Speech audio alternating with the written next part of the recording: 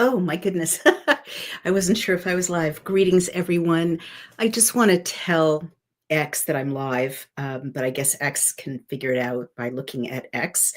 I'm just going to jump right in. I've got Loki on my lap. I won't lift him up to, well, there you go. I've lifted him up to show him to you.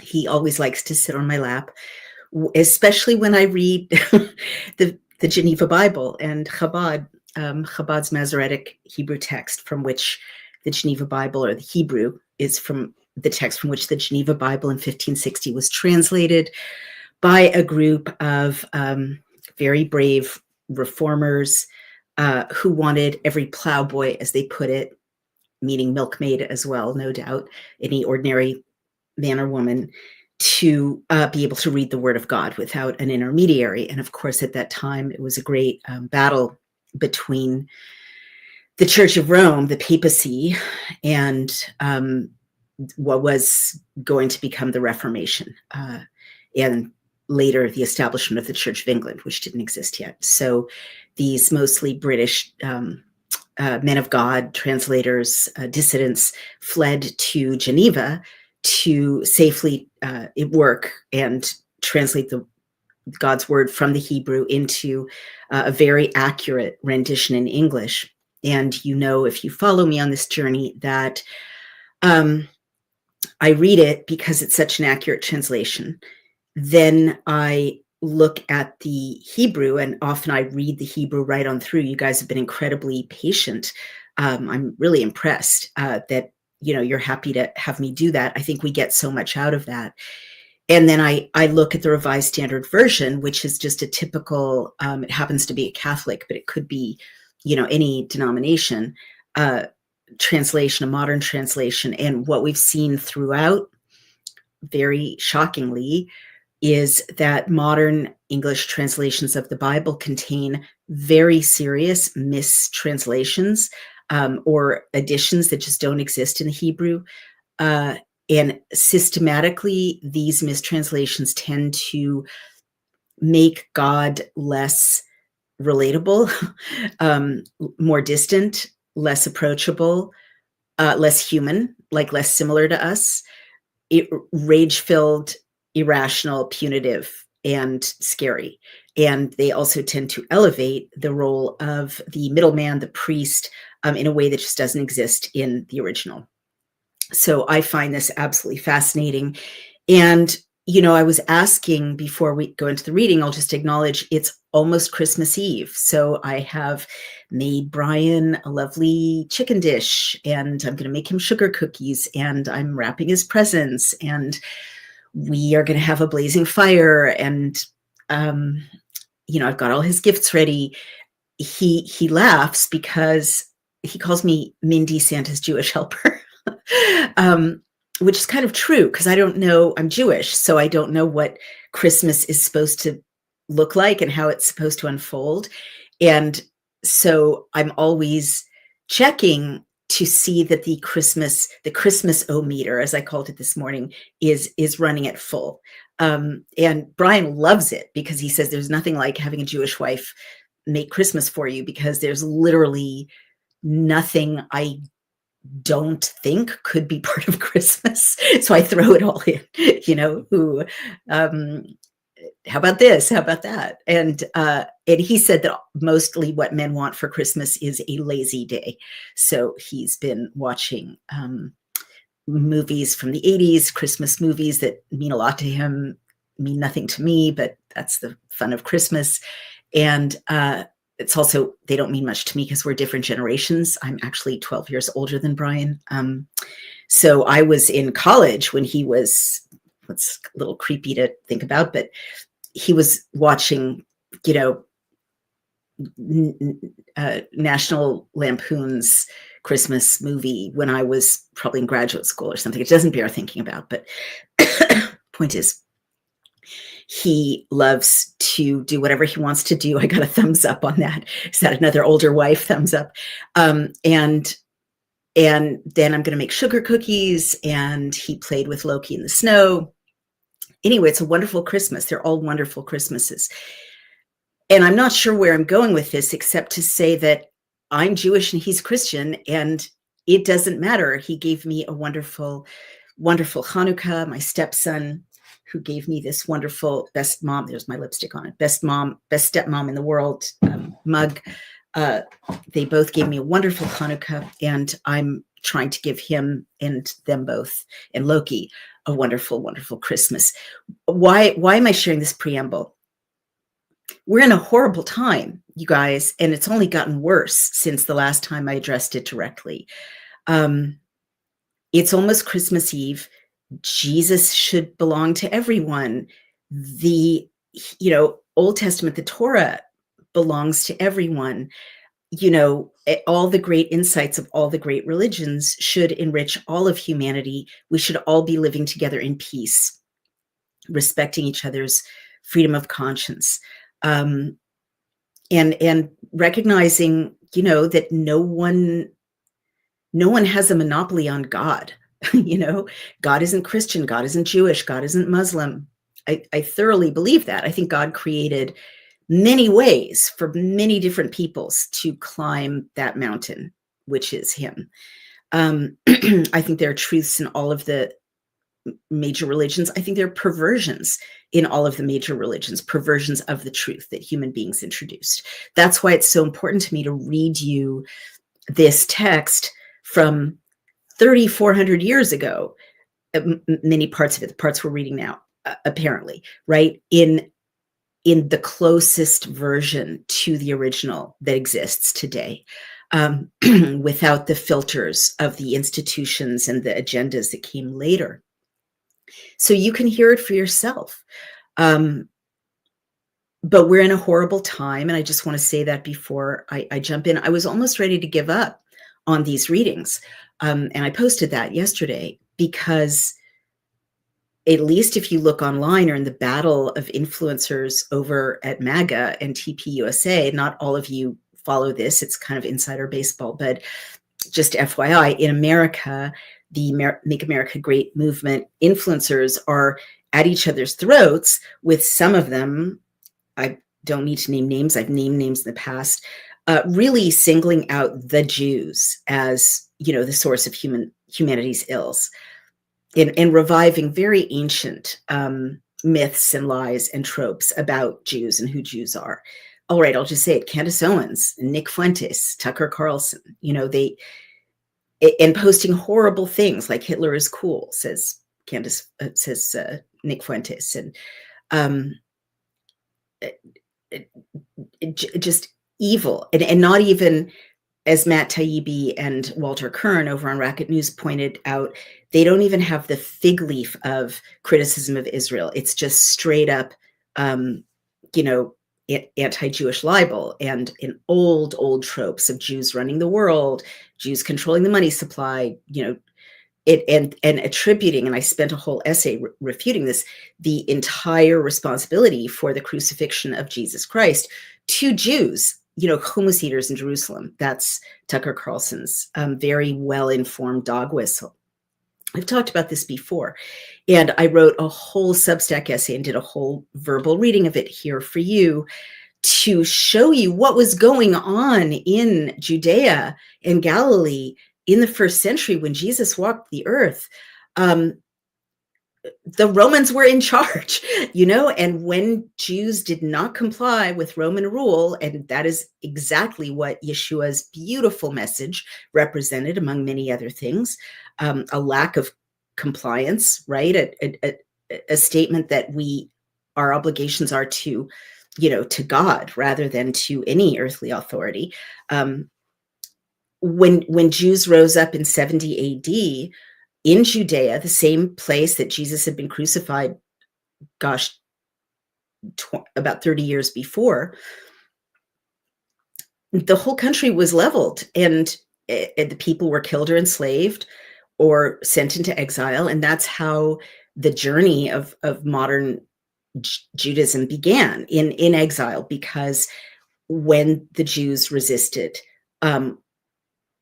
actually for the third time, they were completely wiped out. So people like Tucker Carlson have no idea what they're talking about, and they should read a book. I recommend Tucker Carlson, who used to be someone I had a friendly acquaintanceship with, a book called Jews versus Rome that will show him who was in charge, who crucified Jesus, along with all of the hundreds of Jews and others who were crucified on the hills of Judea by the Romans at that time. It was a very standard way of demonstrating what happens to dissidents, to would-be messiahs, of whom there were many. The messianic message was very prevalent at that time in Judea. Everyone was waiting for a messiah. As you'll see in the Old Testament, a messiah has been foretold, in these sacred texts. And that's why many people believe Jesus is the Messiah, the Jewish Messiah, the Messiah for, plus with a light for non-Jews, of course. That had been something that we had been waiting for several thousand years by the time Yeshua walked on earth. But we were not in charge of what happened in Judea. And when we tried to be in charge, we were wiped out, enslaved. The temple was razed. The sacred golden instruments that we're reading about, that we read about in Exodus, were taken by Titus, the General Titus, to Rome and displayed in a museum for the Roman mob. And that was the end. That was the end of the kingdom of Judea, even under occupation, for 2,000 years, until 1948, when the state of Israel was reestablished. So I'm giving you this little background because honestly, there's never been in my lifetime a scarier time to be Jewish in America. And I told a fellow Jew in a call today, a lot of us are getting kind of sick and having symptoms. And it's trauma and fear, because I do believe in ancestral memory.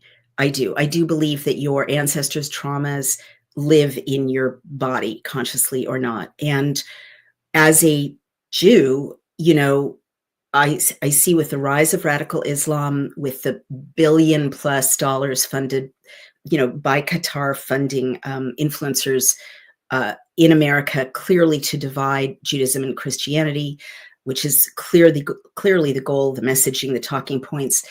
And with, whatever the chaos agents are, probably sent, I think, by Democrats, like Candace Owens, to throw the red meat of vicious anti-Semitism into MAGA. And then unfortunately, a lot of MAGA commentators are leaping on it like ravening dogs, right? All of this in my body, I feel, is a rejection of the Enlightenment. It's a rejection of, we can reason it out. We can live in an open, pluralistic Western society. And what's clearly happening in America is provocateurs are, unfortunately, right now successfully trying to kill off our beautiful multi-religious, non-religious, right? That we have no state religion in America. The founders set it up that way. It is not a Christian nation. I'm sorry, it's not. Britain is a Christian nation. France and Italy are Catholic nations. That's in their legislature. It's in their state. There is no separation of church and state. We have a separation of church and state in the US. The founders were very devout Christians, many of them, but they witnessed Christian persecution, Christian civil war in England, on the continent, in the 15th and 16th and 17th centuries. And that's no doubt one reason they established our system to be one of freedom of conscience. My good friend, Emerald Robinson, I haven't had this argument with her. I'm dreading it. So Emerald, if you're watching, I love you to bits. You have a new section on your Substack called Christian America, I think. It's, God bless you, be Christian, as Christian as you want in America. That's the beauty of this country. That's why it's one of the most religious countries in the West, because of freedom of conscience. But our founders did not set up a Christian America or a Jewish America or a Muslim America, because the magical beauty of this nation's founding is that they set up a nation devoted to God and with freedom of conscience, freedom of worship enshrined in the Constitution. And they did that on purpose, so we wouldn't devolve into, I love Emerald Robinson. I used to love Tucker Carlson. I wish everyone would just go back and read the history of the 15th, 16th, and 17th centuries in Europe. It was war after war after war among Christians, between Christians.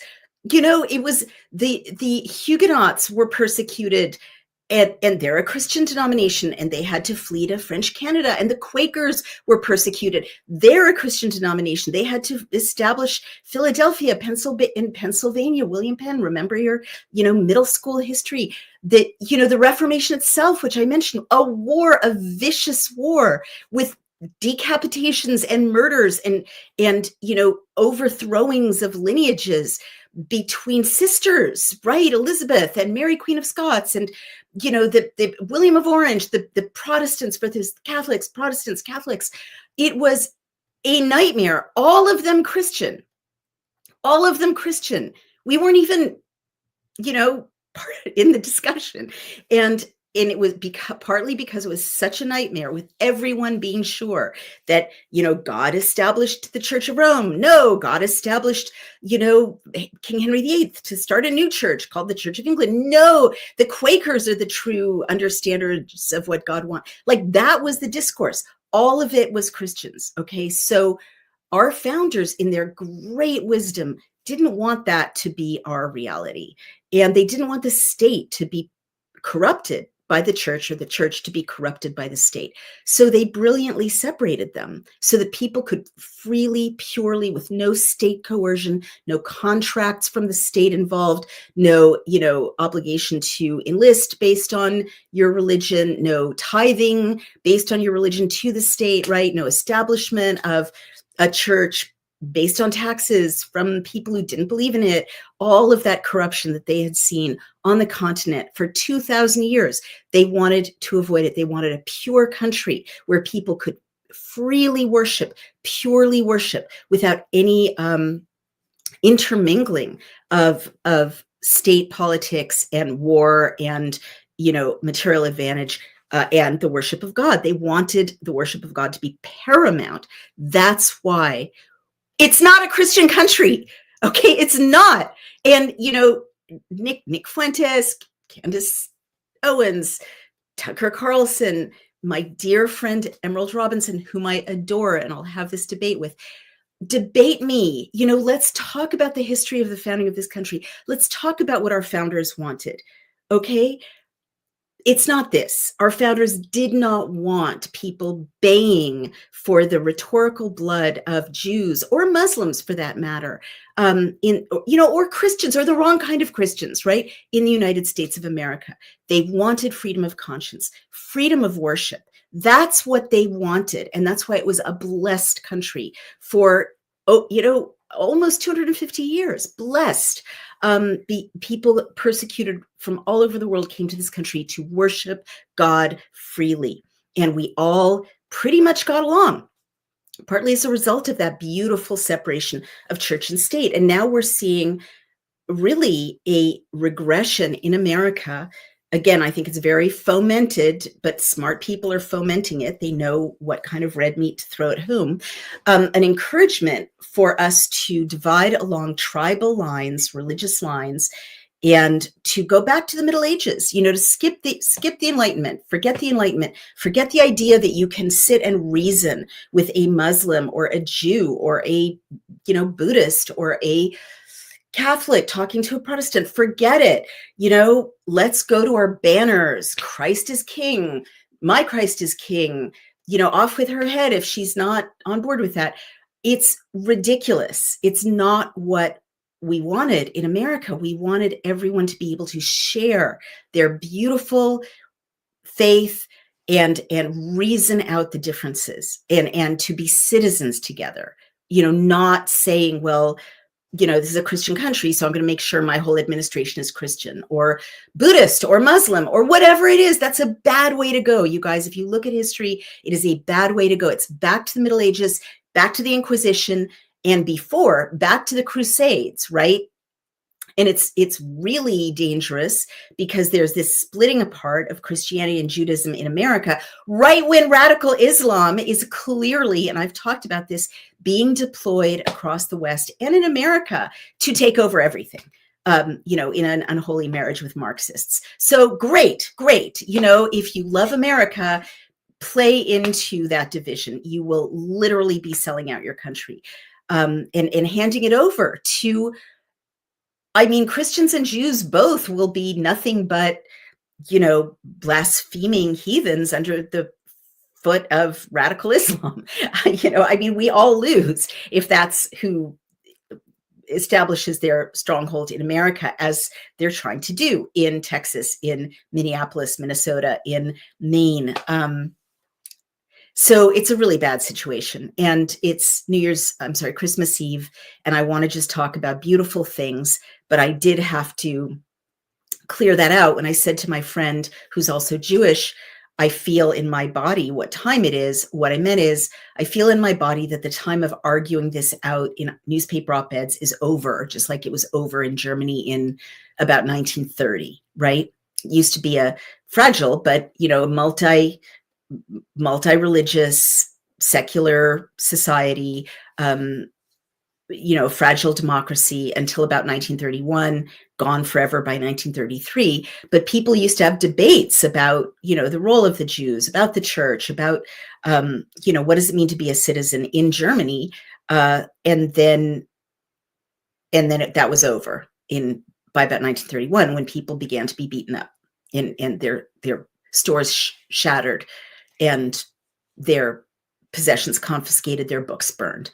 And so we're heading into that time. We're no longer in the time of, I don't think Nick Fuentes or Candace Owens or Tucker Carlson will ever, ever, ever, ever debate me. I think we're past that. Maybe I'm not a big enough voice to debate, but I don't think they'd debate anyone taking a freedom of conscience, don't hate people position. I think we're now in a time, and this is why so many people I know who are Jewish are getting sick or having accidents. It's really interesting. A lot of us are I slipped on the ice yesterday, and a friend of mine was hospitalized for dehydration. And I think we're just making mistakes or not taking care of ourselves because we're traumatized. And we're traumatized because in America, where we thought we'd never hear language like this, our grandparents heard language like this in the 1920s, but then it was, left behind in the past, this kind of anti-Semitism. It's now the time of Jews being stabbed on streets in Crown Heights because they look visibly Jewish. You see, I'm wearing my star, so I look visibly Jewish. I did that when after Bondi Beach, so there would be no mistake. I am visibly Jewish. Count me in if you're going to be singling people out. I'm not going to hide. People are, being strangled on subways for looking visibly Jewish, and people are being blocked from entering synagogues in New York. And the new mayor of New York, Mayor Zoran Mamdani, was asked why 20% of his appointees, have a background of radical jihadism, and at least one of them had celebrated the attack on innocent civilians on October 7th, 2023, in Israel. And he said something like, there are many points of view about that. So we're in a time of violence that historically the next escalation is violence. It's not rhetoric, it's violence. Candace Owens actually said about Jewish Ben Shapiro, why are you not embarrassed to be alive? I don't understand why you're not embarrassed to be alive. Which, if someone said that about me, I would send that clip or that email over to my security advisor, my husband, Brian O'Shea, and he would definitely consider language like that, I'm guessing, communication of a threat. It's just an escalation of violence. So I asked 2 nights ago on X, should I just give up this reading of this Torah to everyone? Part of my mission is to bring the Torah to everyone, so there's no question, no stupid questions. Why do the Jews call themselves chosen people? You guys know from listening to this, we didn't call ourselves the chosen people. God kept saying, I'm choosing you. And it wasn't for a treat or higher status than anyone else. It was for a laborious number of incredibly difficult obligations that we kept trying to get away from, so we could go back to just worshiping Baal and, the priestesses having sex with people at the, Asherah temple, and the delicious melting pots of Egypt, the yummy dishes of slavery. We didn't say we're the chosen people. Nowhere in this text are the children of Israel saying, hey, we're the chosen people. No, that is not what this story is about. Yahweh is saying, hey, you guys, I want you to do this and this and this and this and this for the purpose that you through you, all the nations of the world will be blessed. And that's what happened. If you're Christian, that's what happened. Like, even if you're Muslim, because they all descend from the same root, you were blessed eventually through this Messiah, if you're Christian, or through the Abrahamic religions, because we all descend from Father Abraham. So God was right. It happened the way he said it would, but chosen people was not our idea, and we kept trying to get away from it. It's not being chosen for extra treats or special attention or privilege. No, as you see from this reading, it's like, I choose you to do the sacrifices. I choose you to, stop having adultery. I choose you to stop having sex with animals. I choose you to, like, this whole laborious set of moral obligations, as well as like things that don't really make sense. Like, why can't I have that delicious cheeseburger, right? 613 of them now. And everyone can do them. He didn't say no one else can do them. I keep pointing out to you that there are places where he says, and the stranger in your midst, the non-Jew or the non-child of Israel in your midst, they should come to the sacrifice too. You saw how the Revised Standard Version mistranslated that as if they want to. No, he's saying this is for them too. But he's creating a template. And I've said that a million times. And the template has a ton of obligations. So my point is, I am reading through this story for all of you and going all the way back to the Hebrew so that you can see for yourselves what is Judaism? What did God say? And what's the relationship of the Old Testament to the New Testament, which is 100% direct, right? They literally flow one out of the other, with 1,000 foreshadowings in the Old Testament of what's going to happen with Jesus, if you believe that Jesus is the Messiah, and 1,000,001 references back to the Old Testament on which Jesus said his teaching was built. I'm not making that up. He said that. So now I'm seeing Christians, I'm seeing something, actually, it was really scary. A pastor explained this to me, that there's a replacement theology being taught now by poorly educated pastors in churches in America that basically says Jews are obsolete, Christians are the new chosen people, and you don't need to pay any attention to the Old Testament at all. It doesn't matter. Jesus did away with the law. None of that is true. None of that is theologically true or textually true. But that's what people are being told now. It's very dangerous. I think this is honestly part of that political tactic to divide Christians and Jews who are descended from the same stories, the same lineage, so that, radical Islam can sweep in and take the spoils. I really think that, but it's very, very scary. So I was really thinking, like, what's the point of this labor that I do out of love and, for truth? And then people wrote to me and said, keep going, because the truth always matters. And this morning I saw on Pod Status that for the first time, we're number 150 in Judaism in podcasts in America. We've never broken into the rankings in podcasts in America. My other podcast, yes, but the Geneva Bible, no. So I will take that as an answer for now, and I will keep going. And I thank you for listening to my rant for half an hour. I feel better. And now I will launch right in. It's an intense chapter today, very intense. And you will see what happens. We'll pick up with, I beg your pardon, we'll pick up with number 16.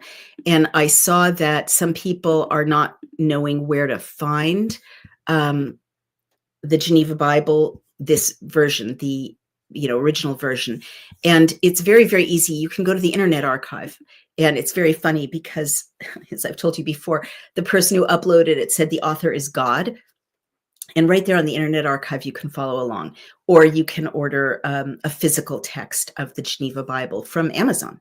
But make sure it's the 1560 version and not the 1599 version. All right, let's go to number 16.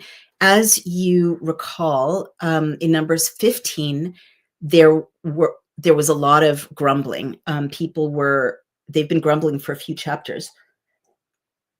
They don't trust that God is going to bring the children of Israel safely into the land of Israel.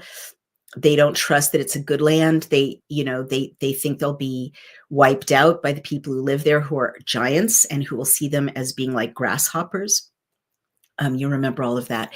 And there's just an incredible amount of insurrection and I'm sorry to say it like this, but a lot of bitching going on. It's not the first time. I mean, there are some things that are constant in this story. One constant is that God keeps trying to establish more intimacy with the children of Israel and being disappointed because they underwhelm him all the time by being selfish and cranky and nitpicky and ungrateful. And the other constant is that the children of Israel are entitled little bitches. I'm sorry. Please don't, tell me I'm blaspheming. I'm trying to be nice about this. Oh, there you go. I guess I blasphemed. They're entitled babies. All right. They are very spoiled. They don't trust God. And maybe understandably, they're full of qualms. They don't see how it will work. There's never been a God like this in, the panoply of gods in humanity up until this time. It was all powerful, and, monotheism didn't really exist, as you recall. So they don't get it, and they're complaining. And here we have an actual revolt, and it ends really, really badly. So let me try to share the screen again, and let's see, how do I make that bigger? Oh dear, you don't need to know my problems with technology. Let me stop that and start over again, share the screen, and we are at the Geneva Bible, and I will share it. There we go. Chapter 16, remember the sub-headlines: the rebellion of Korah, Datan, and Abram. Korah and his company perish. The people the next day murmur. That means complain. 141, I think this is 14,700 are slain for murmuring. All right. Now, Korah, the son of Itzhar, the son of Kohat, the son of Levi, went apart separately with Datan and Abiram, the sons of Eliab, and On, the son of Pelet, the sons of Reuven.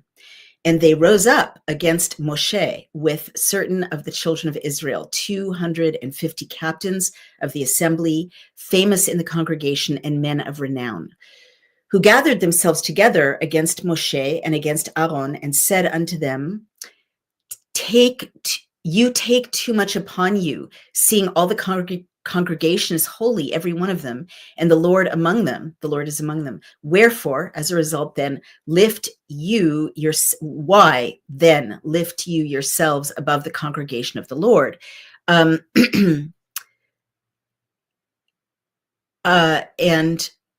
the note says, or let it suffice you, meaning to have abused them thus long. All are like holy, says the note. Therefore, none ought to be preferred above other. Thus, the wicked reason against God's ordinance. So these guys are saying to Moshe, well, you think you're better than us, basically. What makes you think you're better than us? We're all holy. God lives with all of us. So why are you lifting yourself up? But when Moshe heard it, he fell upon his face and spoke to Korah and unto all his company, saying, tomorrow the Lord will show who is his and who is holy, and who ought to approach near unto him, and whom he has chosen, he will cause to come near to him. And the note says to be the priest and to offer, meaning to offer the sacrifices. This do therefore, take you censers, incense burners, both Korah and all his company, and put fire therein, and put incense in them before the Lord tomorrow. And the man whom the Lord does choose, the same shall be holy. You take too much upon you, you sons of Levi. Oof. Well, that's kind of tit for tat, isn't it? The sons of Levi said, oh, you take too much upon you, Moshe. And Moshe is saying to them, you take too much upon you, you sons of Levi. I can't read that. Oh, it's like he answers the same to their charge swiftly, wherewith they wrongfully charged him. Again, Moshe said unto Korah, hear, I pray you, you sons of Levi, seem it a small thing unto you that the God of Israel has separated you from the multitude of Israel to take you near to himself, to do the service of the tabernacle of the Lord, and to stand before the congregation and to minister unto them. He has also taken you to him and all your brethren, the sons of Levi, with you, and seek you the office of the priest also. So I think this is Moshe saying, yeah, you have all of this closeness to God. You want to be the priest too. And the note says to serve the congregation as in the verse before. For which cause you and all your company are gathered together against the Lord. And what is Aaron that you murmur against him? Remember, Aaron is the priest. And Moshe sent to call Datan and Abiam, the son of Eliav, who answered, we will not come up. Is it a small thing that you have brought us out of a land that flows with milk and honey to kill us in the wilderness, except you make yourself Lord and ruler over us also? Oh my God, that's strong language. And the note says, thus they spoke contemptuously, preferring Egypt to Canaan. And you hear that echo of a land that flows with milk and honey. That was a few chapters back. The scouts who went into the land of Israel came back and said, the Holy Land flows with milk and honey. And now these rebels are saying, you took us out of a land that flows with milk and honey, meaning Egypt, to kill us in the wilderness. And you're making yourself Lord and ruler over us also. Also, you have not brought us unto a land that flows with milk and honey, neither given us inheritance of fields and vineyards. Will you put out the eyes of these men? We will not come up. Will you put out the eyes of these men? We will not come up. Then Moshe waxed very angry and said unto the Lord, look not unto their offering. I have not taken so much as an ass, meaning a donkey, from them, neither have I hurt any of them. And the note says, will you make them that search the land believe that they saw not that which they saw? And Moshe said unto Korah, be you and all your company before the Lord, both you, they, and Aaron tomorrow. And the note says, at the door of the tabernacle. I love how everyone takes for granted that God is in a certain place in the camp, and they make appointments like at 10 a.m., go be outside God's apartment and I'll meet you there. Literally, it's that casual. Everyone's sure they know where God is, which fascinates me. So they took every man his censer and put fire in them and laid incense thereon and stood in the door of the tabernacle of the congregation with Moshe and Aaron. And Korah gathered all the multitude against them unto the door of the tabernacle of the congregation. Then the glory of the Lord appeared unto all the congregation. And the Lord spoke unto Moshe and to Aaron, saying, separate yourselves from among this congregation, that I may consume them at once. And they, meaning burn them up or devour them somehow. And they fell upon their faces and said, O God, the God of the spirits and of all flesh, O God, the God of the spirits of all flesh, has not one man only sinned, and will you be wrath with all the congregation? So they're saying, please don't destroy the whole community. And the Lord spoke unto Moshe, saying, speak unto the congregation and say, get you away from around the tabernacle of Korah, Datan, and Abiram. Then Moshe rose up and went unto Datan and Abiram, and the elders of Israel followed him. And he spoke unto the congregation, saying, depart, I pray you, from the tents of these wicked men, and touch nothing of theirs, lest you perish in all their sins. And the note says, with them that have committed so many sins. So they got them away from the tabernacle of Korah, Datan, and Abiram on every side.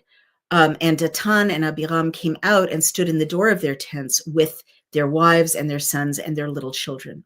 And Moshe said, hereby ye shall know that the Lord has sent me to do all these works, for I have not done them of mine own mind. And there I just want to remind you of what I've been trying to say. Moses didn't want to do them.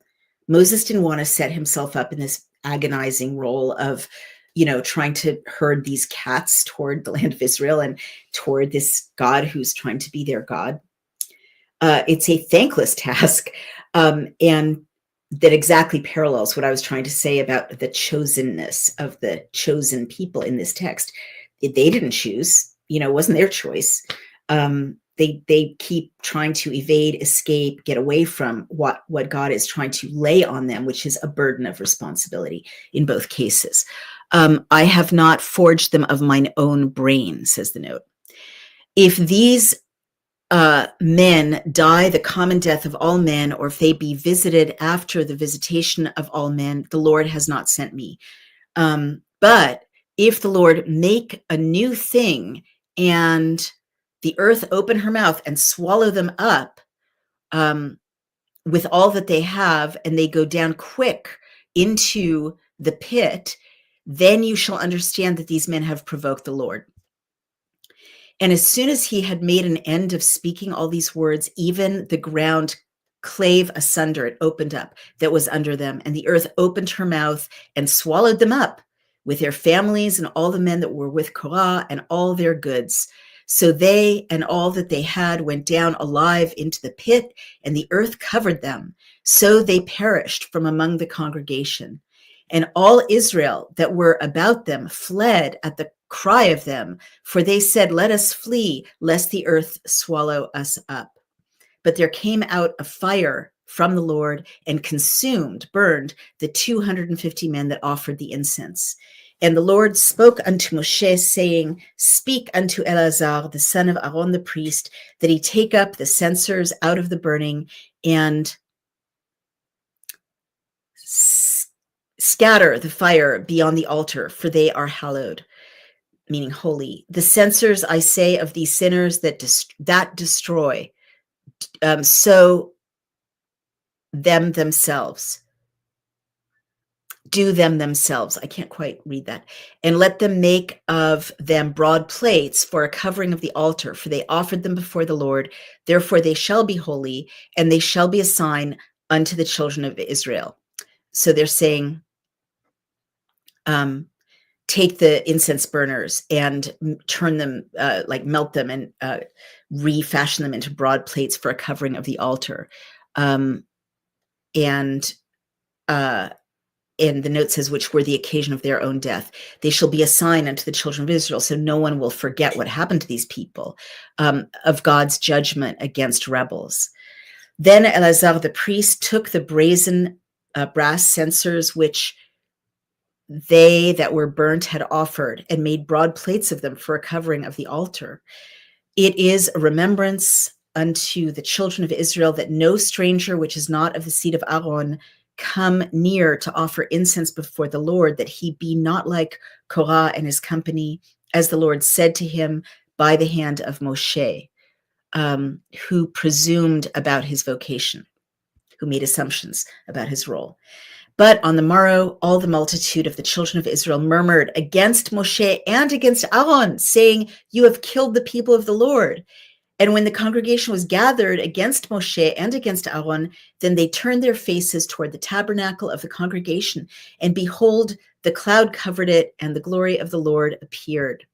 Then Moshe and Aaron were come before the tabernacle of the congregation, and the Lord spoke unto Moshe, saying, get you up, from among this congregation, for I will consume them quickly. And they fell on their faces. And Moshe said unto Aaron, take the censer, the incense burner, and put fire therein of the altar, and put therein incense, and go quickly unto the congregation, and make an atonement for them. For there is wrath, anger gone out from the Lord, the plague is begun. Then Aaron took as Moshe commanded him, and ran into the midst of the congregation. And behold, the plague was begun among the people. And he put in incense and made an atonement for the people. And when he stood between the dead and them that were alive, the plague was stayed. It was stopped. And the note says God had begun to punish the people so quickly. And then the note says God drew back his hand and ceased to punish them. Everything's happening so quickly, like in an adventure thriller. The plague was stayed. So they died of this plague, 14,700, beside them that died in the conspiracy of Korah. And Aaron went again unto Moshe before the door of the tabernacle of the congregation, and the plague was stayed, stopped. Whoa, what a story. What a chapter. That is incredible. We've got lots of people joining us. Merry Christmas, almost. Happy almost Christmas Eve. Let's reflect on that for a bit. Wow, quite terrifying. You can see why I can see why this story, God's word keeps being censored over and over, because if you read it for yourself, you change your life. You really do. There is no way to, and not just out of fear, but like God is proving over and over to these recalcitrant humans that he is able and willing to take care of their every need if they just trust him and help him execute his plans on earth.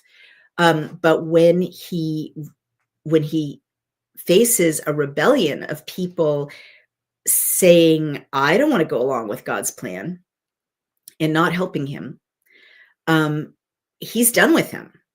There's no ambiguity. And Moshe tried, and this is the fourth or fifth time that either Moshe or one of his forebears in Genesis and Exodus tried to placate God, reason with God, and say, please don't wipe them all out because some of them are horrible jerks.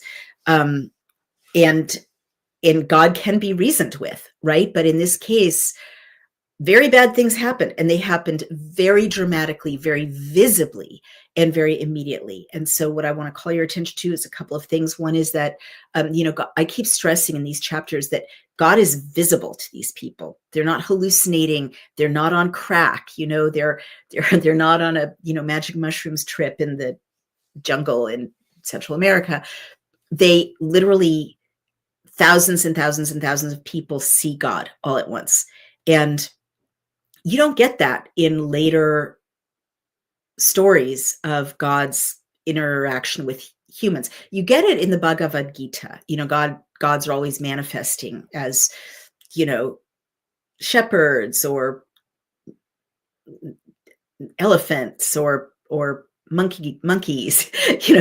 They're manifesting in a lot of ways. But I don't think there's another religion where 144,000 people in the middle of the desert all saw the glory of God multiple times. And it's so interesting to me that the fact that the Old Testament, which belongs to, everyone, but certainly everyone in the Judeo-Christian lineage, which does exist. I know that the bad guys are trying to split Judeo and Christian and to pretend it is a new thing, but it is a lineage. It is our heritage right down for 3,500 years. In the West, we're not taught that people saw God, literally saw him. There he is. Or could say, hey, you guys, I will listen to what you have to say. Let's meet tomorrow outside of where God lives in this encampment. I mean, they're so matter of fact about it. So in this episode, you see the glory of God, like God, rises up like a superhero, but a mega visible superhero over the whole camp. He's really angry, right? This is about as angry as he's ever been in this story, except for at Mount Sinai, where they were worshiping the golden calf. They didn't have the patience to just wait for the 10 commandments, right? They're like, Moshe's never coming down. Let's just worship a golden calf. God was really mad. But, he's been annoyed multiple times. But he's never been furious like this since the golden calf. He's furious and he's not negotiating. Moshe is saying, please don't kill everyone. Okay, he didn't kill everyone, but he did two very dramatic things through Moshe, and it happened very fast. Like, the other thing I want you to notice is the speediness of the cause and effect in this chapter. It's not like, someone, commits a really grave sin, then 20 years later they're dead of plague. No, it's cause effect. And Moshe literally says, hey, I love, when I say over and over, this reads like it really happened, in whether it's literally true, I cannot tell you, but I can tell you, and I've said this a million times, as a student of literature, the dialogue especially often reads like these are real people and something really happened here. And where I get this is, a couple of places in this chapter when these insurrectionists come to Moshe, who's older by now, right? And these are presumably younger men. And they say, hey, Moshe, you're taking too much on yourself. This is too hard for you. It's time for new leadership. And also, we're in the middle of a desert and we don't have fields. We don't have vineyards. And we want to go back to slavery in Egypt. Moshe's response, you've taken too much on you. It just sounds real. It's just obnoxious enough to be real. If you're inventing a whole origin story for your people, your religion, you wouldn't have this kind of snarky, immature dialogue, right? But this is a kind of battle of alphas, and it's these two men. I've heard Brian say things like this to men who are challenging him, turning it back on them and challenging back. It reads so. It's got verisimilitude, that word that I've brought up before, the true seemingness. And the other thing is Moshe asks God, don't wipe out everyone. But Moshe also tells the insurrectionists, hey, you guys, if basically saying you're all going to die a natural death like everyone does eventually if I'm not sent here by God. But you will be consumed by the earth and everything you own if I am sent here by God. And then literally the next day, that's exactly what happened. And everyone saw it. And they said, let's run away from this hole opening up under these insurrectionists and devouring them, their small children, their wives, their goats, their sheep, so that we will not be devoured by the earth. And that was like, boom, boom. The day before Moshe said, you're going to see this for yourselves. And the day after, it happened. And it happened in front of everyone. There was no ambiguity about it. And then the other thing was the fire that consumed a number of these people. It happened all at once. The glory of God was visible to everyone. These are very dramatic demonstrations of God's feelings, God, and consequences, like truth and consequences. So it's a kind of, I don't want to say it's a come to Jesus chapter, because that's, not accurate. Jesus didn't walk the earth yet, but it's like that. It's like, what, I'm done. You're challenging whether Moshe is my emissary. Look at this, deal with this. Earth is going to swallow you up. I have no more need for you. And I'm taking those chapters away where that happens, because it's the third or fourth time now that it's happened, that people who just don't help God is done with them.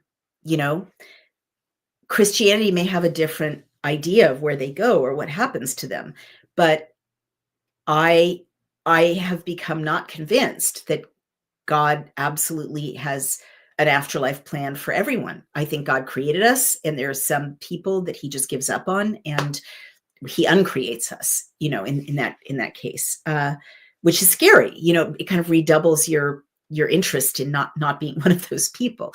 But it's profound. Why wouldn't he, in a way, right? We're his creatures. I mean, I hope they have a life somewhere, in the afterlife, and they can repent, or some version of purgatory, which was an idea that came much later in history.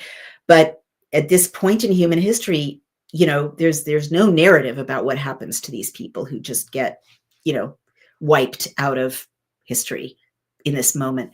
The other thing I want to call your attention to is Moshe saying, and again, it sounds very real, like real dialogue. Moshe says to the people challenging him, do you think I came up with this myself? Do you think I elected myself to be your leader? I didn't come up with this out of my own brain. I'm doing it because God asked me to do it. I don't want to do it. You guys are really annoying.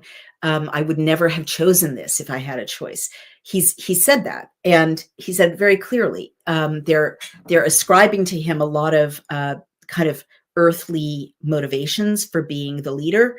You want the sacrifices, you want the money, you want the influence, you want to lord it over us. And Moshe is saying, yeah, no, I didn't ask for any of this. It's not my choice. I didn't come up with it. You challenged me to prove that I'm here because God told me to be here. Well, sorry, the earth is going to open up and you'll be swallowed by it. And, it's unfortunate.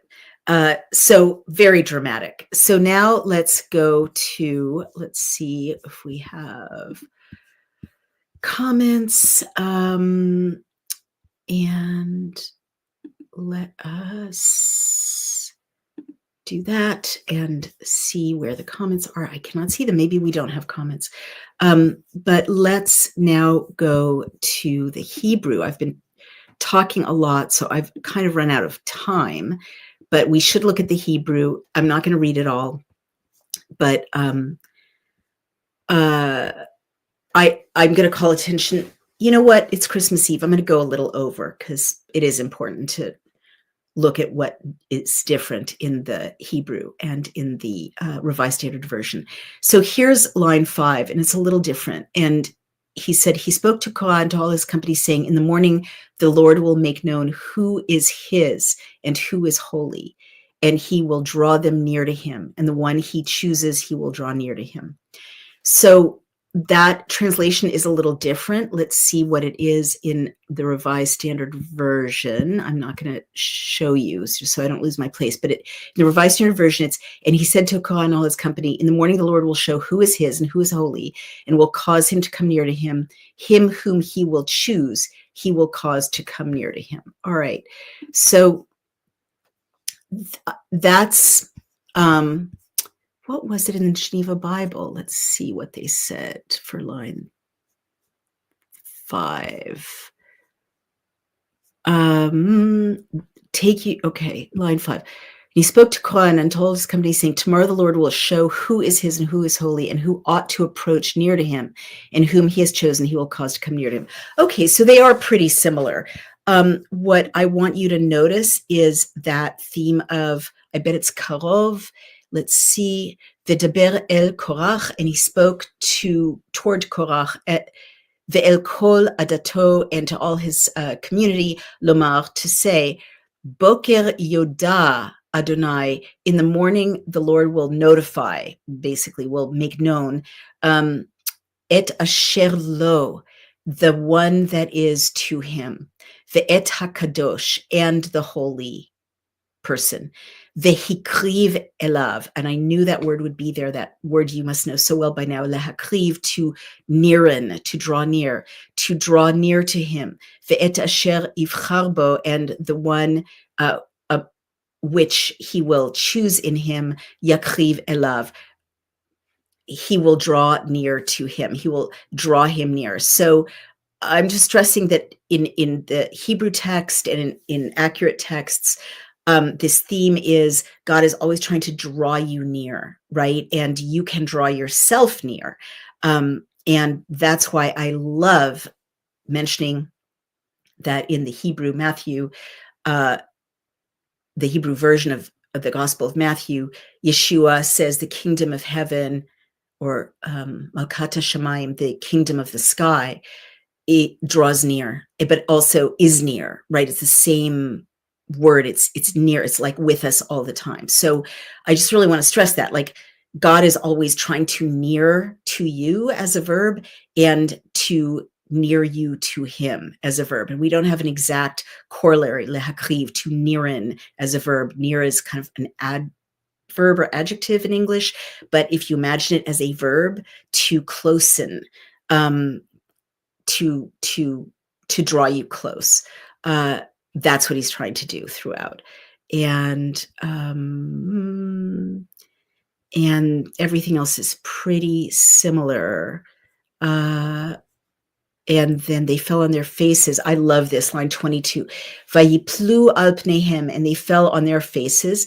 Vayomru el Elohei haruchot, God, the God of this. Ruchot is spirits, but also winds. The spirits, lechol basar, of all flesh, literally of all meat. Ha'ish echad yecheta, if one man sins, ve'al kol ha'eda tiktsof, you'll be angry with the whole congregation. I just love that, God, oh God, the God of the spirits of all flesh. And then the earth. But if the Lord creates a creation, ve'im bria yivra, and if a creation, he will create God, the ufatzta, and ha'adama, and the earth opened its mouth, et pia, her mouth, uval'a otam, and will swallow them, ve'et kol asher lahem, and everything that is to them, ve'yardu chayim she'olah, and they descend alive into the grave, v'yadatem ki na'atsu ha'anashim, then you will know that these men, ha'ele et Adonai, have provoked God. Now, she'olah, v'yirdu chayim she'olah, and they descend alive into the grave. She'ol is also the afterlife, and here it is translated as the grave. How was it translated? Line 30 in the Geneva Bible. Let's just take a look. But if the person does, no, I'm sorry, it's the next chapter, line 30. But if the Lord make a new thing, and the earth open her mouth and swallow them up, all that they have, and they go down quick into the pit, then you shall understand that these men have provoked the Lord. So Sheol, eventually comes to mean the afterlife. Kind of we don't have as clearly defined discourse of heaven and hell and purgatory, of course, at all, as Catholicism does. But Sheol does come to mean like the murky, where the spirits kind of drift around. It becomes similar to Hellenistic ideas of the afterlife, or vice versa. Maybe the Greeks got it from the Hebrews, but there's not much that's said about it. All right, that was the Hebrew. Everything was pretty similar. Now let's take a look at the Revised Standard Version, and we will share the screen, and let's see if there's anything that we need to know. Revolt of Korah, Datan, and Abiram. And of course, that's not in the original, that subheadline. They rose up before Moses, and Moses said, and said to them, they assembled and said to them, you have gone too far, for all the congregation are holy, every one of them, and the Lord is among them. Why do you exalt yourselves above the assembly of the Lord? When Moses heard it, he fell on his face, and he said to Korah and all his company, in the morning the Lord will show who is his and who is holy, and will cause him to come near to him. Him whom he will choose, he will cause to come near to him. Hear now, you sons of Levi, is it too small a thing for you that the God of Israel has separated you from the congregation of Israel to bring you near to himself, to do service in the tabernacle of the Lord, and to stand before the congregation and minister him? And that he has brought you near him and all your brethren, the son of Levi, with you, and would you seek the priesthood also? and said, we will not come up. And they said, is it a small thing that you have brought us up out of a land flowing with milk and honey to kill us in the wilderness, that you must also make yourself a prince over us? And be present, Moshe said, you and all your company before the Lord, you and they and Aaron tomorrow. And then they fell on their faces and they said, "O God, the God of the spirits of all flesh, shall one man sin, and wilt thou be angry with all the congregation?" Well, I really do hate this. As you know, they switch into this fake, Elizabethan, wilt thou do this or that. And as you know, in the Hebrew and in the good translation, it's just the same exact way they talk to God, the same exact way they talk to each other. And I don't like that distance that the Revised Standard Version puts artificially in the relationship. Depart, I pray you, from the tents of these wicked men. And if these men die the common death of all men, or if they are visited by the fate of all men, then the Lord has not sent me. But if the Lord creates something new, and the ground opens its mouth, in the original it's actually her mouth, and swallows them up with all that belongs to them, and they go down alive into Sheol, they don't they translated it just literally, then you shall know that these men have despised the Lord. And as he finished speaking all these words, the ground under them split asunder, and the earth opened its mouth and swallowed them up with their households, and all the men that belonged to Korah and all their goods. So they and all that belonged to them went down alive into Sheol, and the earth closed over them, and they perished from the midst of the assembly. And the Lord said that it should be a reminder. But on the morrow, all the congregation of the people of Israel murmured against Moshe and against Aaron, saying, "You have killed the people of the Lord."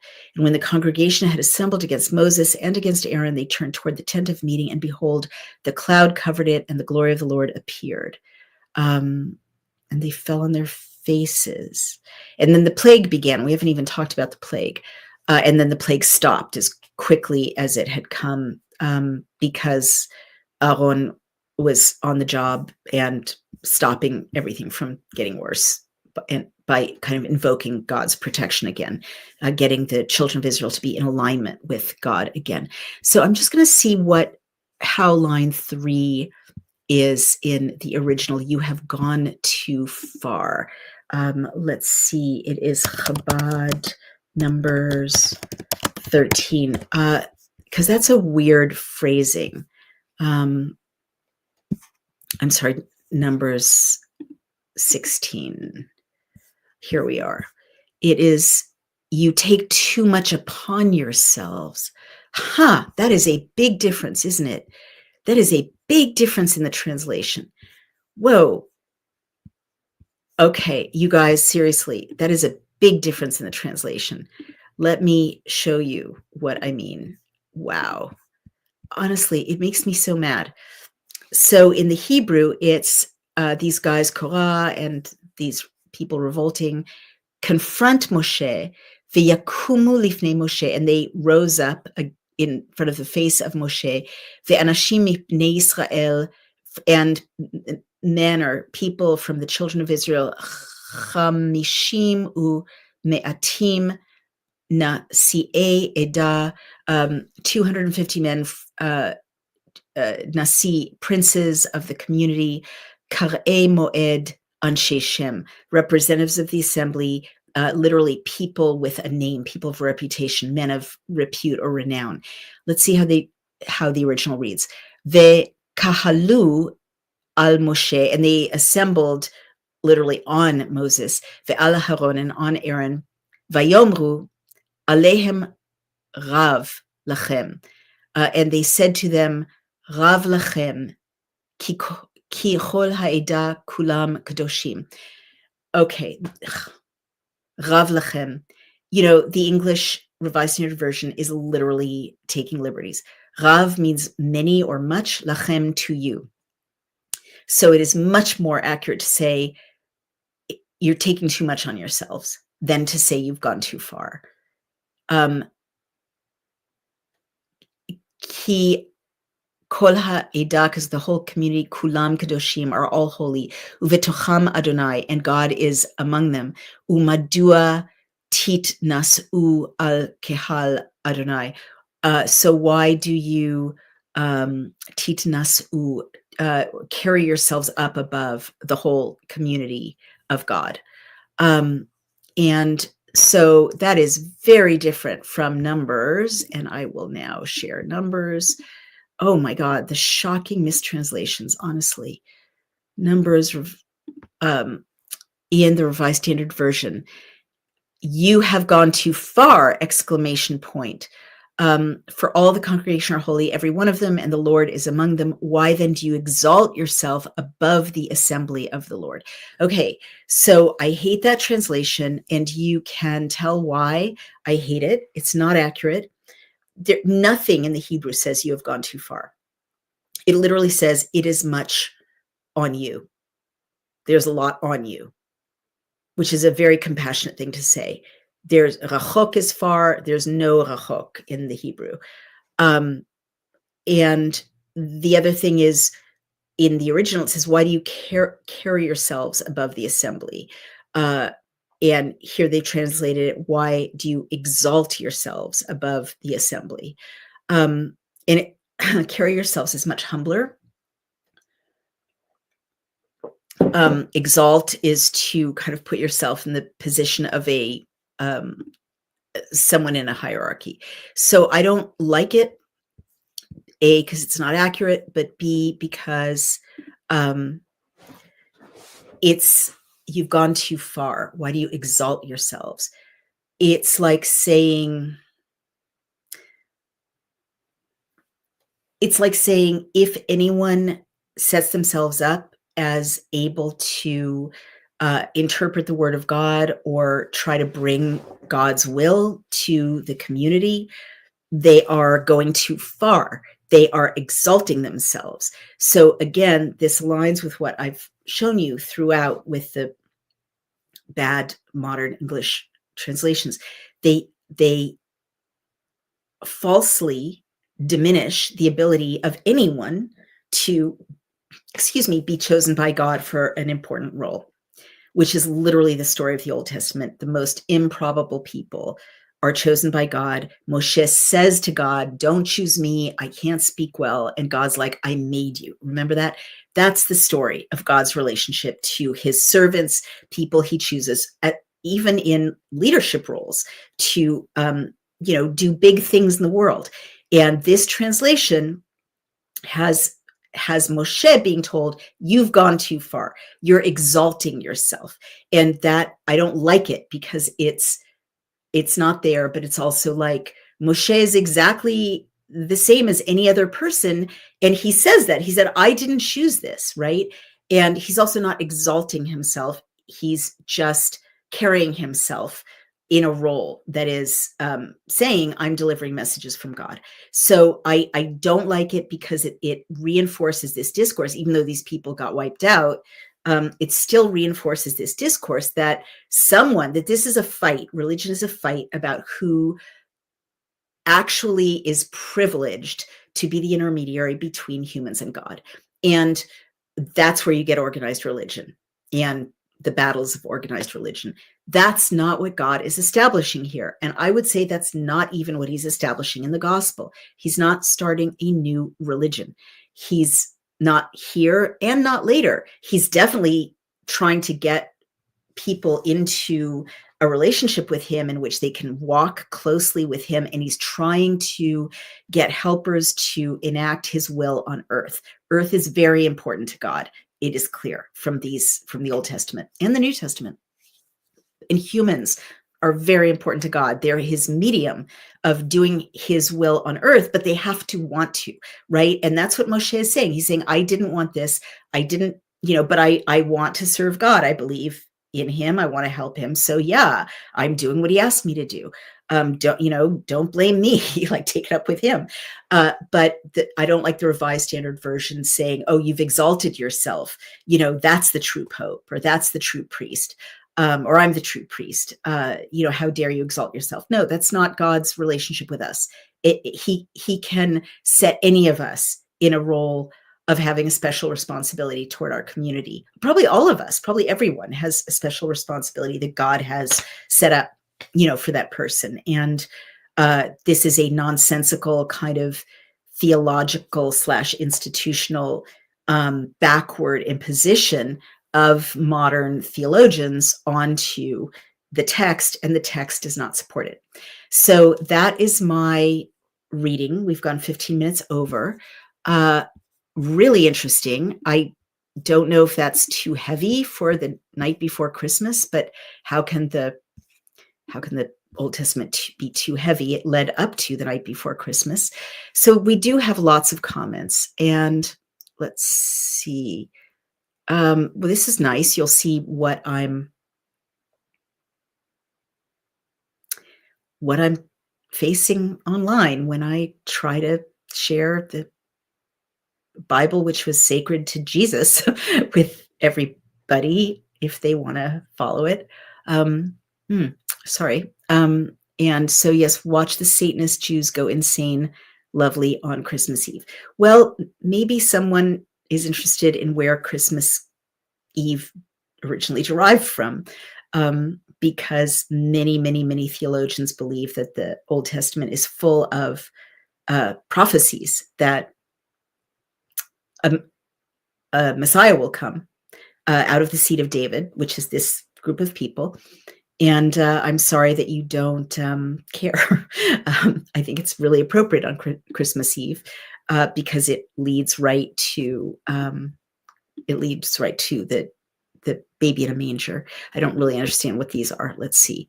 Okay, lots of anger.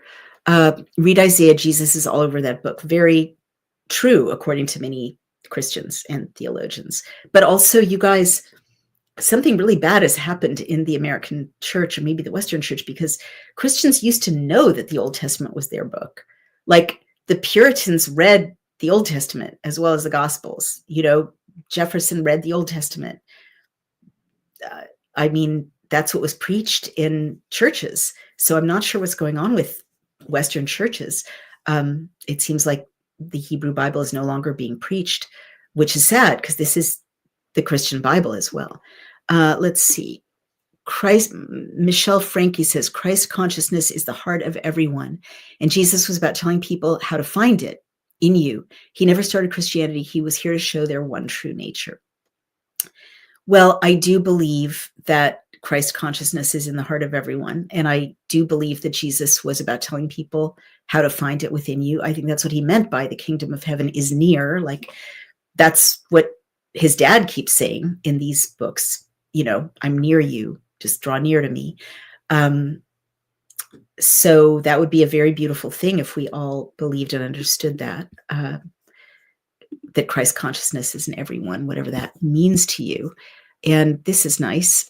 Thank you, Artisan Well. Let's see. Here's our friend, James Green, who always has really thoughtful things to say. 1144 BCE was an apocalypse for civilization. I wonder if the sea peoples and the Philistines weren't a luckier bunch of people. Say more about that, because I'm embarrassed to say I'm not sure what you mean. Is this the flood? I know there's a lot of archaeological record of a kind of a global flood. And I know that Minoan civilization, for instance, kind of got wiped out and no one really knows why. But tell me more, because I'm not sure what you mean. But yeah, they did survive that apocalypse. I mean, there was continual inhabitation of the Holy Land from before the children of Israel arrived to, continuously till the present day. The flood did not consume the Holy Land, or whatever that global apocalypse was. And yeah, there have been apocalypses at various times. I mean, some people believe that Atlantis is a civilization that got swallowed up in a global apocalypse. Of course, there was, Mount Etna is exploding in Pompeii, and many civilizations got wiped out for sure, through causes we know and causes we don't know. And it's very interesting. There's a lot of debate right now about kind of when the human timeline began, when it goes back to. there are settlements being found that seem to be older, like thousands of years older than human history knew or acknowledged, humans went back to. So I think our sense of a timeline is being revised, but please, if you're still on, James Green, say more. Otherwise, you guys, we can end on thank you. You're welcome. I hope that in the new year, we all come back to loving each other. I really do. I miss that America. We were never perfect, but we were a pluribus unum, out of many one. We lived really peacefully as people of different faiths, or agnostics, atheists. We lived peacefully. We weren't split along religious lines like other very benighted or cursed countries. And I'm so sorry that this is coming back, and I urge you to resist it. We all have, call it whatever you want, Buddha consciousness, Christ consciousness, the spark of the divine in the Zohar tradition. Like, we all are made by God, and these divisions between us are, I don't think God is happy about us reviling each other and fighting and trying to dominate each other. I really don't. So Merry Christmas. A super cool baby was born, 2,000 years ago. And he distilled this laborious story into a very beautiful, simple Sermon on the Mount. My personal belief is that people kept not getting what God was saying. And so he did send a divine being. I'm Jewish, so I'm not going to say it was God, because I can't, and I don't personally believe that. But I love Jesus, and I have had an experience of, that I experienced as being in the presence of him, changed my life. But he was definitely of God, right? So I thoroughly believe that, this story is one of God's frustration. Like, they don't get it, they don't get it, they don't get it, they don't get it. Meaning humans, right? We were no more clueless than any other group. And so he's finally like, I'm going to send my son. I'm just going to send my son. And he'll put it in a way that everyone will have to understand. And he did. But it's this teaching, right, that Yeshua distilled so beautifully and so perfectly, and became a light unto the world. Like, God was right. The Old Testament, the New Testament, it through the seed of David, the monotheistic morality went all over the world, and flowed into Islam, and whatever the shortcomings of all the religions now, whatever the distortions in many of them, that was a blessing. So there's so much truth. I don't know if it's literal truth. I don't know if these people literally lived in the desert in this way. I kind of believing they did from all the verisimilitude, but metaphorically, poetically, spiritually, morally, this story is true. And at least I feel that it is. And it has blessed us. We would all be savages sacrificing our babies to Moloch right now if it weren't for these people and this story and what came later with the Gospels and other teachings that flowed from the Gospels. So love you guys. Merry Christmas.